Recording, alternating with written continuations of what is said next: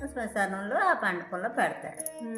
రాత్రికి సైనికుడిని పంపిస్తాడు కాపలా ఉండమని. కాపలే కదా వెళ్తాడు సైనికుడు. పొద్దులేసి సైనికుడిని తీసుకురావడానికి ఇంకో ఇద్దరు సైనికులు వెళ్తారు. సైనికుడు లేడు, ఏమయ్యాడని వెతుకుతారు. ఎక్కడా కనిపించలేదు. దుమ్ములు అవి కనబడతాయి. దుమ్ములు ఎముకలు కనబడతాయి. ఇదేంటి అని చెప్పేసి వెళ్ళి రాజుగారికి చెప్తారు. రాజుగారు చెప్తే ఏమో ఎప్పులో తినేసి ఉంటుంది అని చెప్పేసి రాజుగారు అనేసి మళ్ళీ మన్నాడు ఇంకొకటి పంపిస్తారు.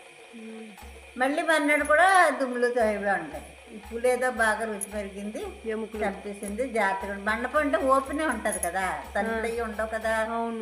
అలా రోజు పంపిస్తాడు. 10 రోజులు పంపిస్తారు. 10 మంది సైనికులు కనిపించరు.